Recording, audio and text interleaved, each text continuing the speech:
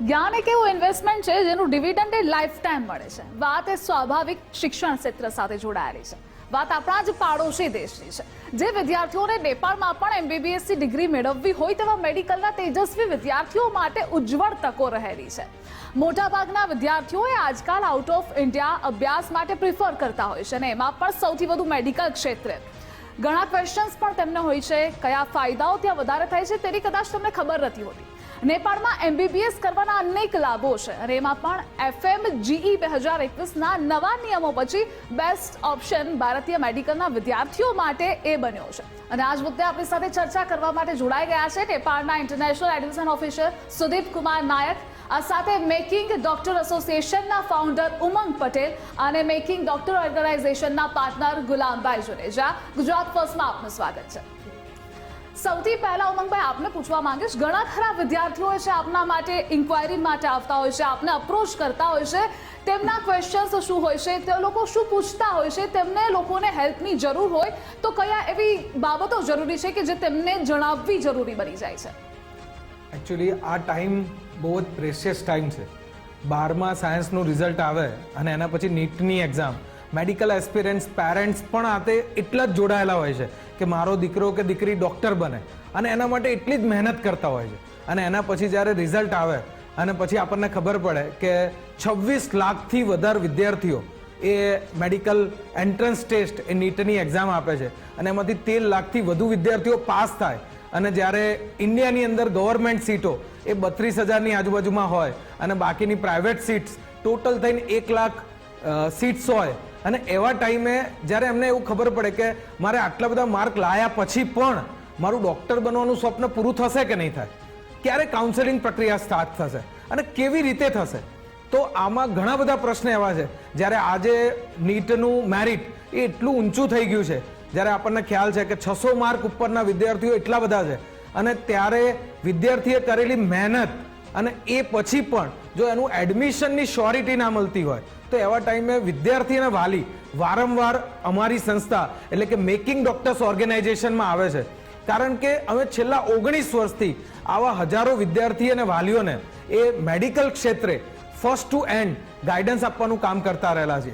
તો એમના વિશેષ કરીને એવા પ્રશ્નો હોય છે કે કેવી રીતે મેડિકલમાં એડમિશન મળે, કેવી રીતે હું ક્યાંય પણ એડમિશન માટેની પ્રોસેસ કરી શકું, પછી કઈ કન્ટ્રી સારી, કઈ જગ્યાએ જવાય, મારા બજેટમાં એડમિશન કેવી રીતે મળે, એની પ્રોસેસ શું અને કેવી રીતે કેવી સારી સંસ્થા ચૂઝ કરવી જોઈએ. તો મોટા ભાગે આ જ પ્રશ્નોની આજુબાજુમાં વિદ્યાર્થી અને વાલીઓ અત્યારના ટાઈમમાં અમારી ઓફિસમાં પણ એટલી બધી વિઝિટ કરતા હોય છે અને કોલ કરી અને અલગ અલગ અમારા સેન્ટર્સ ઉપર જઈ અને એમને મેડિકલ એડમિશનમાં આગળ વધવા માટેની પ્રોસેસ માટે એમની ચિંતા હોય છે.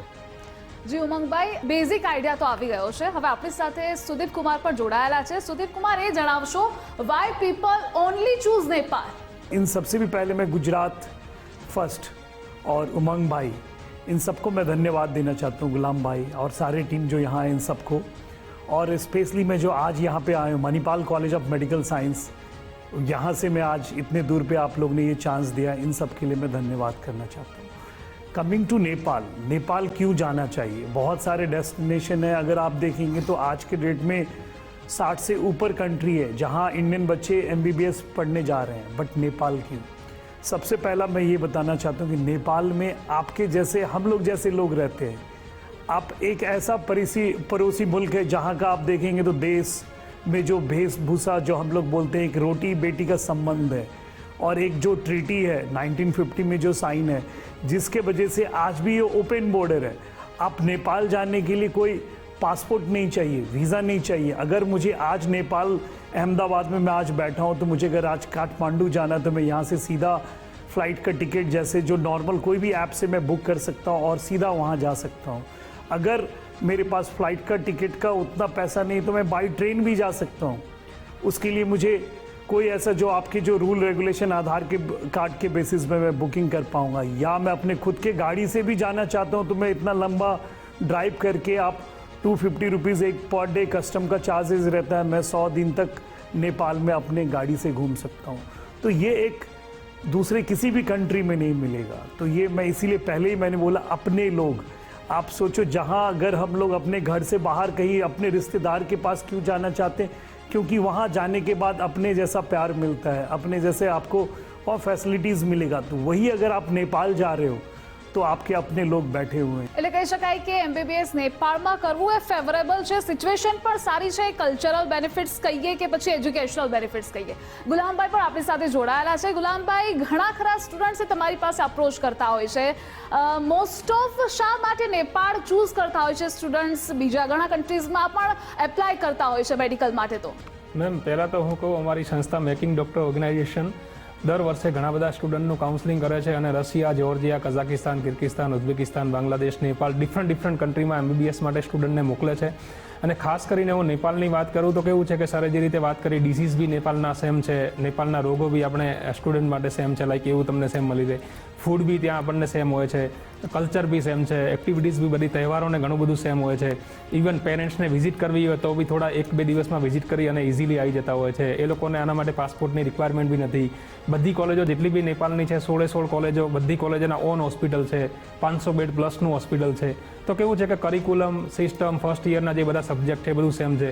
તો એના કારણે કેવું હોય છે કે સ્ટુડન્ટને સપોર્ટ બહુ સારો મળે છે. જી, એટલે ઘર જેવું એટમોસ્ફિયર ત્યાં પણ મળી રહે છે, કોઈ દિક્કતો અને વધારે પ્રોબ્લેમ્સ નથી આવતા. જનરલી લોકોના માઇન્ડસેટમાં એવું હોય છે કે જો અહીંયાથી બીજા કન્ટ્રીઝમાં જશું એજ્યુકેશન માટે તો ઘણી ખરી તકલીફો આવશે, પરંતુ એ હકીકત નથી. અને એટલે જ આપણે આ ચર્ચા કરી રહ્યા છીએ. સુદીપ કુમાર, હવે એ પણ જાણવું છે कि कितने बेनिफिट्स, क्लिनिकल बेनिफिट्स MBBS के लिए वहाँ पर है? ये क्लिनिकल एक्सपोजर या क्लिनिकल बेनिफिट जो हम लोग बात कर रहे हैं, ये 4.5 साल थ्योरी के बाद 1 साल का जो इंटर्नशिप है उसको हम लोग अभी बात कर रहे हैं क्लिनिकल एक्सपोजर. सबसे पहला चीज़ देखिए, यहाँ क्लिनिकल एक्सपोजर कब इजी हो पाएगा? जब आप कम्युनिकेट कर पाएंगे. अभी जैसे हम लोग अभी हिंदी में बात कर रहे हैं, मैं आपका बात समझ पा रहा हूँ, मैं आंसर दे पा रहा हूँ. अगर मुझे कोई मीडिएटर यहाँ चाहिए होता तो शायद मैं अपने मन की बात सारा नहीं रख पाता. वैसे ही क्या होता है, अगर ये हेल्थ एक ऐसा चीज़ है बहुत सेंसिटिव, बहुत हर लोग एक चाहता है कि अच्छे से अच्छे डॉक्टर के पास जाएं, अच्छे से अच्छे कंसल्टेशन लें. ये कब हो पाएगा? जब आपका लैंग्वेज बैरियर नहीं हो. नेपाल में हर लोग हिंदी जानते हैं. अगर आप देखेंगे हिंदू का ratio 81.1%, highest in the world. तो वहाँ हिंदी सब लोग जानते हैं. इसीलिए क्या है, बात का जो कम्युनिकेशन का ये इश्यूज़ नहीं है. इसी वजह से क्या हो रहा है, जो क्लिनिकल में कोई दिक्कत नहीं आ रहा है. हर मेडिकल कॉलेज जो भी नेपाल का है, अगर हम लोग जो नेपाल में 16 प्राइवेट कॉलेज है जो गुलाम भाई ने बोला, और 6 गवर्नमेंट कॉलेजेस है, इन सारे कॉलेजेस के खुद के हॉस्पिटल है. कोई भी ऐसा मेडिकल कॉलेज नहीं है जिसके 500 बेडेड से नीचे हॉस्पिटल है. बहुत सारे ऐसे कॉलेज है, 80% 90% कॉलेज जिनके पास MBBS, MD, DM सारे कोर्सेज है. और जितने भी जो मॉडर्न फैसिलिटी, जो मॉडर्न टेक्नोलॉजी होते हैं, सब आज के डेट में नेपाल के मैक्सिमम कॉलेजेस के पास है. और इसका एग्जाम्पल अगर आप देखेंगे USMLE, जो अमेरिका जाना चाहते हैं बच्चे, या प्लैब, ये सब चीज़ में देखेंगे तो नेपाल से जो बच्चे पढ़ रहे हैं उनका पासिंग रेशियो बहुत ही ज़्यादा हाई है. तो ये सबसे मैं बता सकता हूँ कि क्लिनिकल एक्सपोजर नेपाल में एक बच्चे को बहुत अच्छा मिलेगा. એટલે ક્લિનિકલ બેનિફિટ્સ તો ઘણા છે. ઉમંગભાઈ પણ આપણી સાથે જોડાયેલા છે. ઉમંગભાઈ, ઘણા ખરા વિદ્યાર્થીઓ આપણી પાસે આવતા હોય છે. કેવી ટ્રેનિંગ તમે તે તમામ વિદ્યાર્થીઓને પૂરી પાડો છો? કારણ કે અલગ અલગ કન્ટ્રીઝના વિદ્યાર્થીઓ તો આપણી પાસે અપ્રોચ કરે છે. સૌથી ઇમ્પોર્ટન્ટ એ જ છે કે આજે ઘણા બધા લોકો જે એડમિશન માટે ઘણી બધી જગ્યાએ ફરતા હોય છે, પણ આજે મેકિંગ ડોક્ટર્સ ઓર્ગેનાઇઝેશનમાં જોડાવા પાછળનું કારણ શું છે? કારણ કે ત્યાં જ તમને 100% ટ્રસ્ટેબલ, સાચું અને સચોટ માર્ગદર્શન મળે છે. કઈ કન્ટ્રીમાં કેવી રીતે જવું જોઈએ આની બધી જ માહિતી આપીએ છીએ. વિશેષ કરીને જેમ ગુલામભાઈએ કીધું કે pre medical orientation training program, આ એક એવો અદમ્ય પ્રોગ્રામ છે કે જેના થ્રુ વિદ્યાર્થી અને મા બાપ આ બંનેનો વિદેશમાં અભ્યાસ કરવા માટે, મેડિકલ માટે જ્યારે જાય છે એની પહેલાં એમનો કોન્ફિડન્સ બિલ્ડઅપ થાય છે કે એને અહીંયાથી બેઝિકલી એ પ્રિપેર થઈને જાય છે. ત્રીજી સૌથી મોટી વસ્તુ છે કે દરેક જગ્યાએ, દરેક ઇન્સ્ટિટ્યૂટ, અમારું જે આટલું મોટું ઇન્સ્ટિટ્યૂટ છે, આ ઓર્ગેનાઇઝેશન છે, અને એના થ્રુ ઘણી બધી સર્વિસીસ કે જેવી રીતે એના એડમિશન વખતે ગવર્મેન્ટની ઘણી બધી લોન યોજના છે, જેમ કે ગુજરાત સરકારની આપણા વિદ્યાર્થીઓ માટે, મેડિકલ માટે જવા ઈચ્છુક વિદ્યાર્થીઓ માટે કલ્યાણકારી યોજના એટલે કે 15 લાખ રૂપિયા ગુજરાત ગવર્મેન્ટ ફક્ત ને ફક્ત 4% વ્યાજે આપે છે, અને એ પણ એ ડોક્ટર બની ગયા પછી એને ભરવાના છે. એટલે આવી ઘણી બધી સ્કોલરશિપ યોજનાઓ છે કે જેનો લાભ વિદ્યાર્થીઓને મળી શકે છે. એના માટેની એપ્લિકેશન કરી આપીએ છીએ. એવી જ રીતે ડોક્યુમેન્ટેશન પ્રોસેસ, એપ્લિકેશન પ્રોસેસ, આ બધાનું ગાઈડન્સ મળે છે. સાથે સાથે જે પણ વિદ્યાર્થી છે એ અહીંયાથી જાય છે તો એને ગ્રુપમાં અમે મોકલીએ છીએ.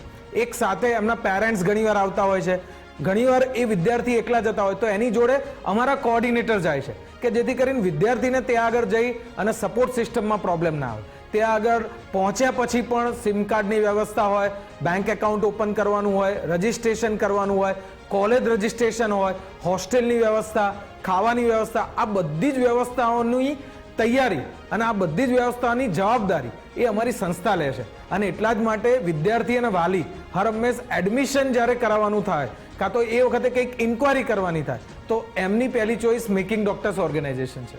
ઓકે, એટલે જો જેટલા પણ વિદ્યાર્થીઓ છે તે હજુ પણ કન્ફ્યુઝ હોય અથવા તો સર્ચ કરતા હોય એક બેસ્ટ ઓર્ગેનાઇઝેશનની, તો તમે ઉમંગ બાયરુચ એસોસિએશન છે તો સંપર્ક કરી શકો છો. સુદીપભાઈ, હવે એ પણ જાણવું છે कि नेपाल जितनी पण हॉस्पिटलों है, मेडिकल कॉलेज है, ત્યાં एजुकेशनल क्वालिटीज केवी होई है? जो क्वालिटी ऑफ एजुकेशन की अगर हम लोग बात करें नेपाल में, सबसे ज़्यादा क्या एक बच्चे एक डॉक्टर बनने के लिए, जैसे हम लोग ने बात किया क्लिनिकल एक्सपोजर, क्या वो क्लिनिकल एक्सपोजर है या नहीं है, that is a very important. उससे पता चलता क्वालिटी है या नहीं है. दूसरा चीज़ अगर हम लोग बात करें जो ट्रेड नेम ऑफ मेडिसिन, जैसे जो trade off name of medicine अगर आपके यहाँ पे इंडिया में, वही मेडिसिन आपको उसी नाम में नेपाल में मिलेगा. तो ये सब सारे चीज़ इम्पॉर्टेंट अगर आप देखते हो तो एक मैटर करता है एक किसी भी अच्छे क्वालिटी मेडिकल एजुकेशन के लिए. और अगर हम लोग बात करें क्वालिटी एजुकेशन ऑफ नेपाल का, हर मेडिकल कॉलेज सारे लेटेस्ट इक्विपमेंट के साथ ये चीज़ है. आप देखेंगे तो इक्विप्ड है. जो फैकल्टीज़ है हर कॉलेज में, अगर आप फैकल्टी देखेंगे तो MBBS, MD, DM सारे कोर्स होने के वजह से आपको एक्सपीरियंस पुराने फैकल्टीज़ मिलेगा. और ये सबसे बड़ी बात क्या है, नेपाल के किसी भी मेडिकल कॉलेज में 100 से ज़्यादा सीट नहीं है. अगर मैं बात करूँ, अभी हम लोग जैसे Manipal college of medical science के बारे में बात कर रहे हैं, यहाँ पे सिर्फ 100 इनटेक है पूरे साल में. उस 100 में भी देखेंगे तो 50 सिर्फ फॉरेनर बच्चे और 50 नेपाली बच्चे हैं. तो ये आप समझ सकते हो. और ये जो कॉलेज का एरिया अगर आप देख रहे हैं 300-400 एकड़ के आसपास है. सारे जो इंफ्रास्ट्रक्चर या लैब या इक्विपमेंट्स जितने भी एक आज के डेट में एक मेडिकल जो कॉर्पोरेट स्टैंडर्ड में जो चाहिए, सारा चीज़ मणिपाल के पास है. या किसी भी मेडिकल कॉलेज में देखेंगे अधिकांश के पास ये सारा इक्विपमेंट है. तो नेपाल का एक स्टैंडर्ड काफ़ी अच्छा है एजुकेशन, जो हम लोग वर्ल्ड के किसी भी विकसित देश के साथ हम लोग इसको तुलना कर सकते हैं. जिसकी वजह से इंडियन बच्चे जो भी यहाँ पढ़ने आ रहे हैं उनको world class education at a affordable cost मिलेगा. जो એટલે બેનિફિટ્સ ઘણા છે, ત્યાં પણ ડોક્ટર્સ બનવાનું જેટલા લોકોનું સપનું છે તેનું, ઉમંગભાઈ, જેટલા બી સ્ટુડન્ટ્સ આપની પાસે આવે છે, આપનું ઓર્ગેનાઇઝેશન બીજા ઓર્ગેનાઇઝેશન કરતાં કેટલું ડિફરન્ટ છે, કેટલા બેનિફિટ્સ તમારે ત્યાં વધારે છે? લોકો કોઝ ઘણી વખત એવું થાય છે કે અત્યારે લોકો મિસગાઈડ પણ થાય છે, એટલે એક પ્રોપર પ્લેસ ત્યાં લોકોને મળે એ પણ એટલું જ જરૂરી છે. બહુ જ ઇમ્પોર્ટન્ટ ક્વેશ્ચન છે, કારણ કે આજકાલ એવા બહુ જ ઇન્સિડન્ટ્સ આવે છે કે આપણે ન્યૂઝમાં પણ જોતા હોઈએ છીએ કે ઘણા બધા લોકો પૈસાની ઠગાઈ કરી દે છે. ઘણી બધી જગ્યાએ એવી સિસ્ટમ હોય છે કે એ લોકોની ઓફિસ જ નથી હોતી, એ તમને આઉટસાઇડમાં મળવા બોલાવે છે, બીજા કોકની ઓફિસમાં મળવા બોલાવે છે. એટલે ઘણી બધી વાર આવું થઈ શકે છે. અને એમાં બી જ્યારે વિદેશમાં જવાનું હોય તો મેક્સિમમ એવા ચાન્સ હોય છે કે એમાં ચીટિંગ થવાની શક્યતા રહે છે. એટલા જ માટે મેકિંગ ડોક્ટર્સ ઓર્ગેનાઇઝેશન એ experience doctors, medical education experts અને પ્રોફેશનલ કાઉન્સેલર્સ, અમારી 50થી વધારે કાઉન્સેલર્સની ટીમ છે. અને છેલ્લા 19 વર્ષથી અમે આ ફિલ્ડમાં 10,000થી વધુ વિદ્યાર્થી અને વાલીઓને એ મેડિકલ કેરિયરમાં એમનું જે કેરિયર બનાવવાનું સપનું છે, ડૉક્ટર બનવાનું સપનું છે, એ પૂરું કરી ચૂક્યા છે. એટલે સૌથી ઇમ્પોર્ટન્ટ છે સાચું અને સચોટ માર્ગદર્શન મળવું જોઈએ. જેમ સુદીપભાઈએ વાત કરી કે ઘણીવાર કેટલી સીટ્સ છે, એની અંદર કેવી રીતે એડમિશન મળે, એની પ્રોસેસ શું, એની યોગ્યતા માપદંડ શું, એમાં કયા ડોક્યુમેન્ટ જોઈએ. હવે ઘણીવાર તમે મિસગાઈડ થઈને એવી યુનિવર્સિટીમાં એપ્લાય કરો કે જે જગ્યાએ સીટ્સ જ અવેલેબલ નથી, અને એના પછી જ્યારે એનું એડમિશન કાઉન્સેલિંગમાં એનું એડમિશન ના થાય અને પછી એ જે ફેમિલીમાં જે પ્રોબ્લેમ્સ ઊભા થાય છે 50,000 બચાવવાના ચક્કરમાં કે ઓછી ફીસ કોઈ ઓફર કરે.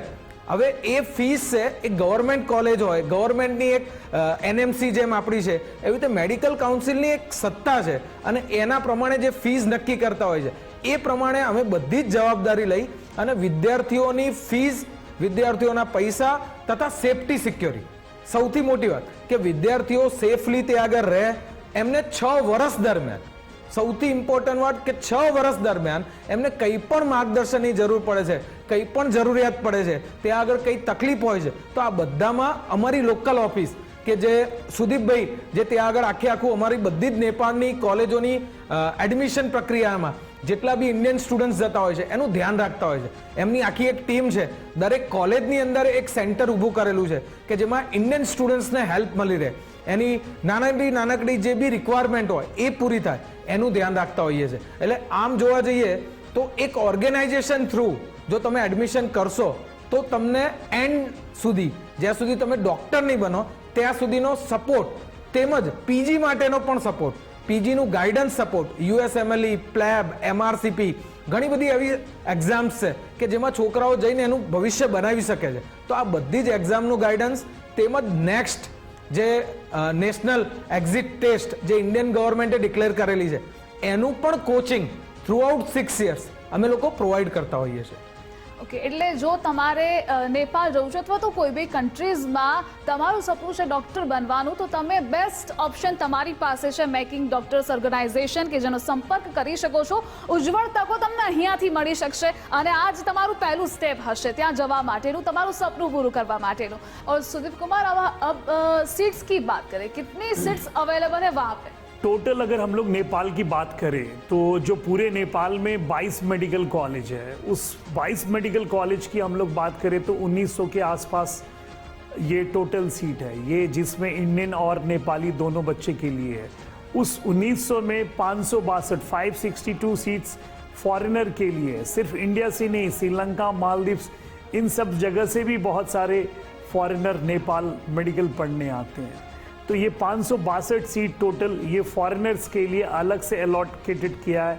इसमें अगर इंडियन बच्चे या फॉरेनर बच्चे नहीं आ पाते हैं किसी भी कारण या एलिजिबिलिटी के कारण, तब जाके वो बच्चे को नेपाल के लिए उसमें सीट मिलेगा. तो एक मिला जुला के देखेंगे तो 562 सीट है फॉरेनर के लिए या इंडियन के लिए हम लोग बात कर सकते हैं, क्योंकि मेजॉरिटी इंडियन लोग यहाँ पे आते हैं नेपाल पढ़ने के लिए, क्योंकि अपने जैसे लोग हैं वहाँ पे. जी, सुदीप कुमार, अब ये जानना है कि योग्यता के मापदंड क्या क्या है? अगर कोई भी बच्चा, ये खास करके जो गुजराती बच्चे अगर कोई नेपाल में एडमिशन लेना चाहते हैं, पहला चीज़ इनको क्या ध्यान देना है कि फिज़िक्स, केमिस्ट्री, बायोलॉजी, जो 12वीं क्लास में फिज़िक्स, केमिस्ट्री, बायोलॉजी तीनों को जोड़ के 50% आना है और एग्रीगेट भी 50% होना है. पहला एलिजिबिलिटी. दूसरा एलिजिबिलिटी इनको देखना है कि नीट क्वालिफाइड है इसी साल. अभी तक क्या ऐसा कोई रूल नहीं है नेपाल में कि प्रीवियस ईयर का नीट का वैलिडिटी होगा. हो सकता अगर कल मॉडिफाई हो जाए तो अलग बात है, बट आज के करंट एलिजिबिलिटी के हिसाब से पहला फिजिक्स, केमिस्ट्री, बायोलॉजी 50% होना है और एग्रीगेट भी 50% होना है. दूसरा नीट जो अगर आप देख रहे हैं इंडिया का जो एग्ज़ाम है, क्वालिफाइंग एग्ज़ाम 720, उसमें 164 जो 50% है वो मार्क्स होना है. तीसरा चीज़, अगर कोई बच्चा अगर नेपाल में एडमिशन लेना चाहता है तो मेडिकल एजुकेशन कमीशन, जैसे आपके गवर्नमेंट एजेंसी है नेशनल मेडिकल कमीशन, हम लोग की जो गवर्नमेंट एजेंसी है MEC, मेडिकल एजुकेशन कमीशन, इस एजेंसी का हर बच्चे को फॉर्म फिलअप करना है. यहाँ फॉर्म भरते वक्त 2 कैटेगरी आएगा थ्रू एग्ज़ाम. ये एग्ज़ाम इन सारे बच्चे को देना है जिसका 164 से नीचे स्कोर है या तो पिछले साल नीट क्वालिफाइड है. इन सारे बच्चे को एग्ज़ाम देना है. जो बच्चा 164 एंड अबव है उनको एग्ज़ाम नहीं देना, बट फॉर्म कंपलसरी भरना है. और मैं आज बता दूं कि ये फॉर्म भी 2-3 दिन के अंदर अनाउंस होना है। जो ऑफिशियल नोटिस के हिसाब से मुझे लग रहा है सेकेंड वीक मीन्स 2 या 3 दिन के अंदर ये ऑनलाइन पोर्टल खुल जाएगा। और second week of July 2024, second week of July अगर हम लोग टेंटेटिव देखें तो 14-15 जुलाई के आसपास लास्ट डेट रहेगा। तो अगर कोई भी स्टूडेंट अगर नेपाल में एडमिशन लेना चाहते हैं तो मैं चाहूँगा मेकिंग डॉक्टर से कंसल्ट करें। और बाकी एलिजिबिलिटी के बारे में, ये एकेडमिक एलिजिबिलिटी तो मैंने बता दिया आपको, फिजिक्स केमिस्ट्री प्लस नीट का स्कोर होना है, प्लस MEC का ये फॉर्म फिलअप करना है। और फर्दर जो डॉक्यूमेंटेशन रहेगा ये सब चीज़ के लिए उमंग भाई को कांटेक्ट करने से थोड़ा आसान रहेगा। યસ, તો ઉમંગભાઈને એ પણ પૂછી લઈએ કે જે ડોક્યુમેન્ટેશન પ્રોસેસ હોય છે એ કેવી રીતે સ્ટુડન્ટ્સે ફોલો કરવાની હોય છે, એનું થોડું ગાઈડન્સ. અત્યારે બહુ જ એકદમ ટફ ટાઈમ ચાલી રહ્યો છે, કારણ કે ઇન્ડિયામાં હજી સુધી કાઉન્સેલિંગ ડિક્લેર નથી થયું, પણ વિદેશની ઘણી બધી જગ્યાએ ઓલરેડી એડમિશન સ્ટાર્ટ થઈ ગયા છે. એવી રીતે જેમ નેપાળમાં કીધું, તો નેપાળની અંદર અત્યારે ઓલરેડી એડમિશન પ્રોસેસ માટેના ડોક્યુમેન્ટેશન, જે બેઝિક ડોક્યુમેન્ટેશન વિદ્યાર્થીઓને જોઈએ, ઘણીવાર સ્કોલરશિપ્સ મળતી હોય છે. તો જેવી રીતે લાસ્ટ યર જ આપણા ઘણા બધા વિદ્યાર્થીઓએ સ્કોલરશિપ લીધી હતી. અત્યારે જ કિસ્ટ મેડિકલ કોલેજ છે, મણિપાલ મેડિકલ કોલેજ છે, એવી ઘણી બધી કોલેજ છે કે જેની અંદર ભારતીય વિદ્યાર્થીઓને એ લોકો 5 લાખ સુધીની સ્કોલરશિપ આપી રહ્યા છે કે જે લોકો અર્લી એડમિશન કરે છે. તો આવા વિદ્યાર્થીઓ અત્યારે જો એમનું 10મા 12માની માર્કશીટ, આધાર કાર્ડ, ફોટો અને એક સિગ્નેચર, આ બેઝિક આટલી રિક્વાયરમેન્ટ હોય છે. આના બેઝ ઉપર તમારી સીટ બુક થાય છે. સીટ બુક કરતી વખતે આપણે 50,000 રૂપિયા જે રજિસ્ટ્રેશન ફી આપવાની હોય છે અને એના બેઝ ઉપર તમારી સીટ કન્ફર્મ થઈ જાય છે. પછી તમારે જે નેપાલ જે એનું મેડિકલ કાઉન્સિલ્સ છે એના ફોર્મ ઓપન થશે. એ ફોર્મ આપણે ભરવાના હોય છે. એ આખી ફોર્મ ભરવાની પ્રોસેસ, એમાં ડોક્યુમેન્ટ્સ અપલોડ કરવાની પ્રોસેસ, આ બધું અમારી સંસ્થા દ્વારા કરવામાં આવે છે. એટલે તમારે એની ચિંતા કરવાની જરૂર નથી હોતી. અને એના પછી આપણે નેપાળમાં ત્યાં આગળ જ્યારે કાઉન્સેલિંગ પ્રક્રિયા ચાલે છે એ વખતે અહીંયાથી વિદ્યાર્થીઓ જોડે અમે જાતે જઈએ છીએ અને એ લોકોની કાઉન્સેલિંગ પ્રક્રિયા થ્રુ એમને ત્યાંની ગવર્મેન્ટ તથા પ્રાઇવેટ યુનિવર્સિટીમાં જે આપણે ડિસાઇડ કરેલી છે એ યુનિવર્સિટીની અંદર એડમિશન કરી આપીએ છીએ. એટલે મેકિંગ ડોક્ટર ઓર્ગેનાઇઝેશન છે બેસ્ટ ઓપ્શન દરેક વિદ્યાર્થીઓ માટે છે. सुदीप कुमार, सिक्योरिटी भी इतनी इम्पोर्टेंट है, स्टूडेंट्स कितने सिक्योर वहाँ पर है? सबसे पहले तो नेपाल आप अगर देखेंगे तो वन ऑफ द सेफेस्ट मैं बोल सकता हूँ वर्ल्ड में. कभी आपने ऐसा बम ब्लास्ट या आपने ऐसा कुछ ह्यूमन ये राइट्स ये सब आपने नहीं सुना होगा. और सबसे हर कॉलेज के अंदर खुद का हॉस्पिटल ये हॉस्टल है हर बच्चे के लिए. अगर आप देखेंगे तो कहीं बहुत सारे कंट्री में बहुत सारे जगह ऐसा रहता है, कॉलेज एक जगह है और 5 किलोमीटर बाद आपको हॉस्टल रहता है, बस से सर्विसेज या खुद बच्चे जाते हैं. तो नेपाल के हर मेडिकल कॉलेज के अंदर खुद का हॉस्टल है. उसमें भी हॉस्टल में देखेंगे बॉयज़ का अलग, गर्ल्स का अलग, दोनों के लिए अलग से गार्ड है. ये ऐसा नहीं कि इंडियन बच्चे के लिए, मैं पहले भी बता दूं कि हर कॉलेज में सिर्फ 100 सीट है और एक 30% to 50% फॉरेनर के लिए और बाकी नेपाली के लिए. तो नेपाली पेरेंट्स भी उतना ही कंसेस है. तो इसलिए सिक्योरिटी के हिसाब से अगर मैं बात करूं तो एक तो कंट्री पहले ही सेफ है. कोई आप देखो बहुत सारे इंडियंस वहाँ पे रहते हैं, बहुत सारे इंडियन वहाँ पे बिजनेस कर रहे हैं, बहुत सारे जैसे अभी हम लोग बात करें ये मणिपाल कॉलेज, इन्होंने इंडियन द्वारा ही ये खोला गया कॉलेज था. इसके बाद अगर आप देखेंगे तो बहुत सारे ऐसे चीज़ है, बिजनेस हाउस या हम लोग देखिए बहुत जो जॉब होल्डर्स है, बहुत सारे इंडियन वहाँ पे सेटल है. तो एक one of the safest country है. अगर हम लोग कॉलेज की बात करें तो और ज़्यादा सेफ है, क्योंकि हॉस्टल अगर आप देखेंगे तो कॉलेज प्रीमिसेस में ये बहुत एडेड एडवांटेज है. तीसरा एडवांटेज क्या है आपको, तो बॉयज़ और गर्ल्स दोनों सेपरेट है. तो one of the safest place मुझे लगता है नेपाल. खास करके अगर मैं गुजराती बच्चे के लिए बात करूं, मैंने देखा है बच्चे जो भी आए हैं नेपाल, पेरेंट्स एक स्पून फीडिंग होते हैं वहाँ पे. यह क्या होता है, ज़्यादा पैम्पर्ड रहते हैं कि बच्चे का सेफ्टी है कि नहीं, सिक्योरिटी है कि नहीं, खाना अपने जैसे मिलेगा नहीं मिलेगा. तो ये सारा चीज़ आपको देखेंगे तो नेपाल में ही मिलेगा. बहुत सारे मुझे लगता है इंडिया के स्टेट में भी उस लेवल का फैसिलिटी नहीं होगा जो गुजराती बच्चे के लिए नेपाल में वो चीज़ मिल पाएगा. इसीलिए अगर पेरेंट्स चाहेंगे तो खुद भी यहाँ आके देख सकते हैं कैसे लोग रह रहे हैं, बच्चे कैसे यहाँ पे हैं, हॉस्टल का साइज़ क्या है, क्या रूम है, अटैच बाथरूम है, नॉन अटैच बाथरूम है. जैसे उमंग भाई ने बोला आपका वेजिटेरियन नॉन वेजिटेरियन मेस है। खाने में कैसी कैसी फैसिलिटीज वहाँ पे मिलती है, शेल्टर के लिए कैसा है वहाँ पे, और साथ ही साथ ट्रांसपोर्टेशन बेनिफिट्स? जैसे खाने की बात हम लोग बात करें तो आप सोचो एक बच्चे के लिए बिना ऑनियन और गार्लिक, बिना प्याज लहसुन का खाना बनाना, वो भी अपने से देश से बाहर, आप सोचो कितना बड़ा टफ है। मुझे लगता है बहुत सारे इंडिया के स्टेट में भी नहीं पॉसिबल होगा। अगर हम लोग साउथ के तरफ जाए तो अगर हम लोग ऐसा खाना ढूंढे तो वो नहीं मिल पाएगा। मेरा एक्सपीरियंस है, मैं भी इंडिया से ही ग्रेजुएशन करके गया हूँ, तो मुझे मालूम है कि बहुत ऐसे स्टेट है जहाँ उनको नॉन वेजिटेरियन पे ही जीना पड़ेगा। मैं इंडिया की बात कर रहा हूँ, इंडिया से बाहर की तो बात छोड़ो। तो एक नेपाल एक ऐसा देश है जहाँ मैंने पहले बताया हिंदू का जो रेशियो देखेंगे तो बहुत है, इसीलिए वहाँ वेजिटेरियन भी बहुत सारे लोग हैं वहाँ पे। और एक बच्चे जो उमंग भाई ने पिछले बार दिया था, हम लोग को भी डर था कि सही में क्या वो बिना प्याज जैन फैमिली से है, क्या उनको हम लोग हेल्प कर पाएंगे, नहीं कर पाएंगे। बट आज 1 साल हो गया, उनका जो फीडबैक है उससे सुन के लग रहा है संतुष्टि की हम लोग ने गुजरात के बच्चे के लिए भी एक स्पेशल इन्वायरमेंट बना के रखा। तो ये तो मैं जैन फैमिली की बात कर रहा हूँ। जो जैन फैमिली से हट के भी है उनके लिए भी अगर आप देखेंगे तो वेज नॉन वेज अलग अलग मेस है। आपको हर बच्चे के लिए 4 मील्स रहता है। सुबह अगर हम लोग देखते हैं तो मिक्स, अगर हम लोग देखें तो पूरे इंडिया से बच्चे हम लोग के पास आ रहे हैं। तो कभी कभी हम लोग वड़ा पाव या जो भी आपका ये पूरी भाजी, जो भी चीज़ अगर मैं आज जो भी होटल में ब्रेकफास्ट के वो सारे चीज़ नेपाल में मिलते हैं।